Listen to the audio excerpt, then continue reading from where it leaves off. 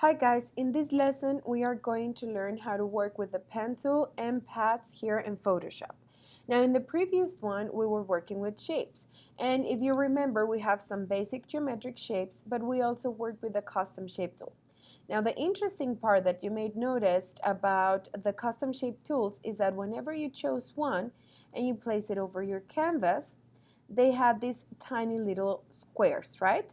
Now these squares are called anchor points, and we use them to control our shape. We can use them also to manipulate it, to change it, to delete them, and maybe even customize these preset shapes even more. Now today, that's what we are going to learn, how to use the pen tool to create our own shapes and how to use the paths to manipulate the anchor points. So let's get started. So over here in our tools panel, you may find the pen tool. The quick key is P.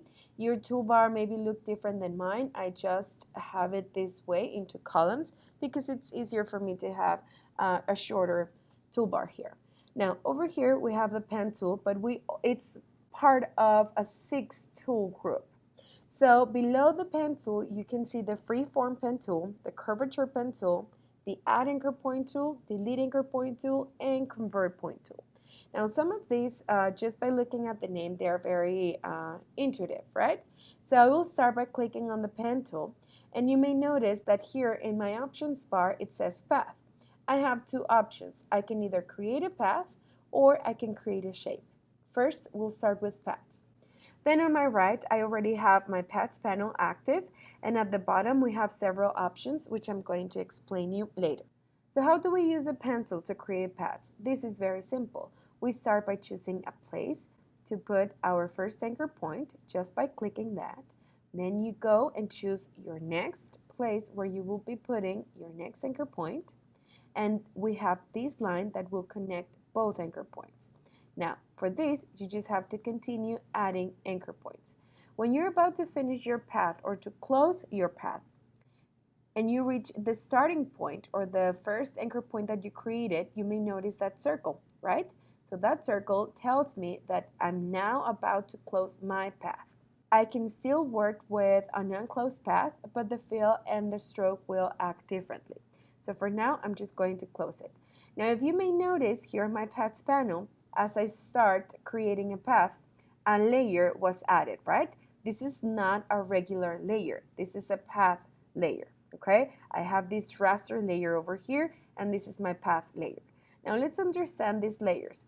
If I double click, I can change the name of the path because I can save these paths, okay? So I'm just going to put light bold. I will save this path over here. If I want to add another one, I can simply press enter to make that layer inactive, okay, to deactivate it, and then I can start by creating a second shape.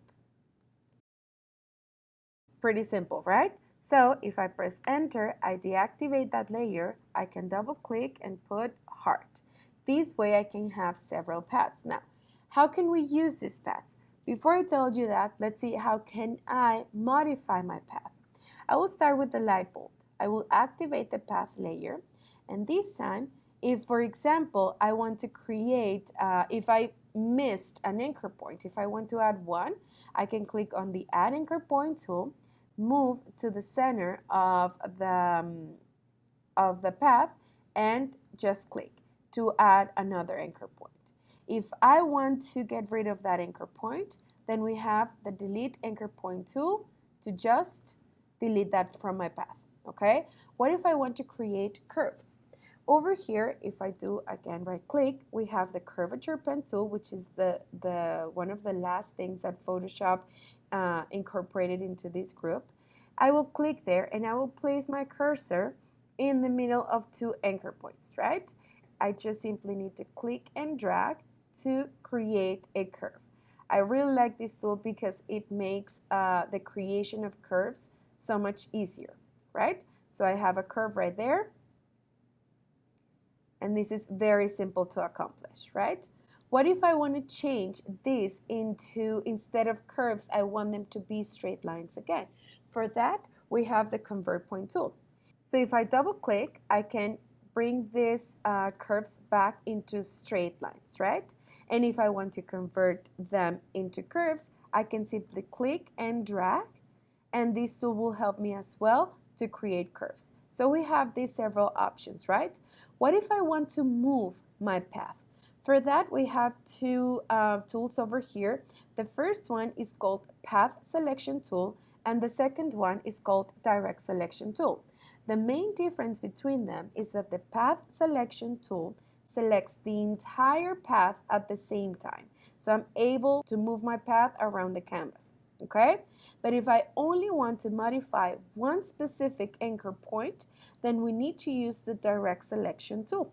So if I click in that is the white arrow, I simply click on one anchor point, so this way I'm able to use the handles or to move the anchor point independently from the rest of the path, okay? Now here we have several options. With the path, we can create raster shapes. This first option is called Fill Path with Foreground Color. I can fill all the inside from my path with my foreground color, which is this one. Or I can stroke the path with the foreground color, but this option uses the brush.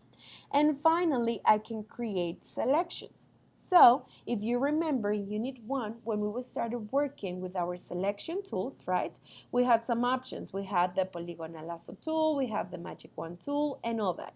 But the pen tool is a very powerful tool for creating selections because it allows us to create these type of curves that maybe the polygonal lasso tool doesn't give us, or maybe that when we use the object selection tool or the magic wand tool, the edges look, sometimes they look weird.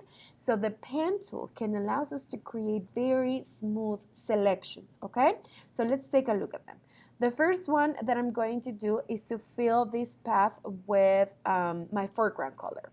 Now, for this thing, I need to have a layer, okay? So over here, let me collapse this panel. Over here, I have already a layer active. This is very important. I have a layer active. I will open my paths, and I will choose a color for my heart. I need to set the properties of the foreground color before I fill this path, okay? And after that, I'm just going to simply click on this button over here, Fill Path with Foreground Color. And on my layers, as you can see, I already have that shape. Now, the difference between the paths, let me move this panel over here, the paths and the layers, that this is only the outline. These are the reference lines, okay? This is my actual shape. So if I press enter, I can deactivate that path layer, and then I press V and I can modify the shape that I created. This is a raster shape. Why can I tell this is a raster shape? Because if I click with my direct selection tool, no anchor points are selected. So it means it's a raster. Now, the other thing that I can do, let me add another layer.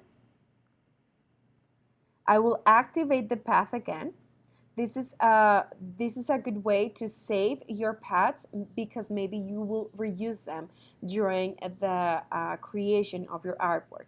So I'm going to activate this hard layer again, but this time I will go to the brush tool and I will set the properties of that brush. For this one, I'm just going to use a hard round brush, size 15. I think, let me make it a little bit bigger so we can see it better. Yes, that's okay.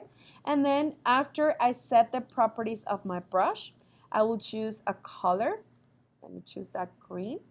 And after that, I'm going to click on the second option, Stroke Path with Brush. Remember, the properties of the brush need to be set before. So I will click there. This time, my the path had a stroke. Instead of a fill, it has a stroke. This is very commonly used, for example, for vector art here in Photoshop or for pop art.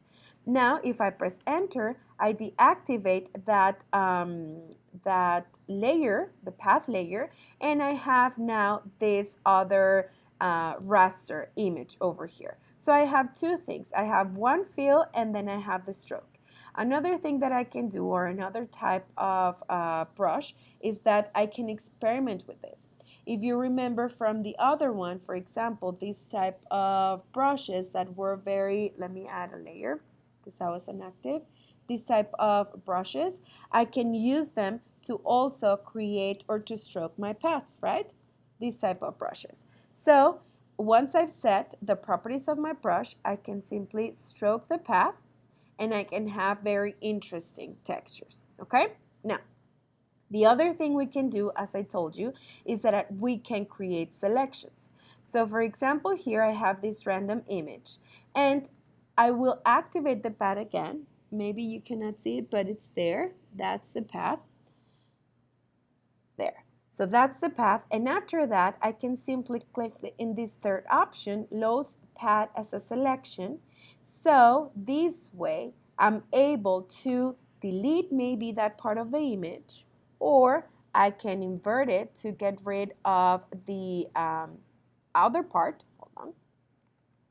The outer part, or I can create a mask, which you already know how to use, right? So these are the three ways in which we can use the paths here. Now this time, let's create our own shapes. I will click again on the pen tool or activate it with the quick key P. But now in the options panel, instead of choosing path, I will choose shape. This is very important, okay? I will click shape. Now, as you can see, the options panel changed and I'm able to add a fill and stroke because this is a shape. I will create a random cloud over here, very simple. If you may notice, this shape is starting to fill out because I am not only creating a path, I am creating a shape, okay? Now I can modify this shape again with all the tools that I have here and with the direct selection tool or the path selection tool. Now the good thing about this is that instead of having the path and then adding a stroke and a fill, this way I can do both at the same time if I create shapes. So I can personalize my shape, I can customize it, I can readapt or modify my anchor points, but still I can modify as well the feel of that shape and the stroke of that shape. So the path acts as a shape and as a path at the same time. The other good news about this is that we still have this path layer over here. So I can treat it as well to make selections. I cannot use it to create raster images, but I can use this same selection, this same path to create a selection, okay? Now this is how you can create your own custom shape tools by using the pen tool as shape instead of path. So there you go. These are the options that you have for creating with the pen tool.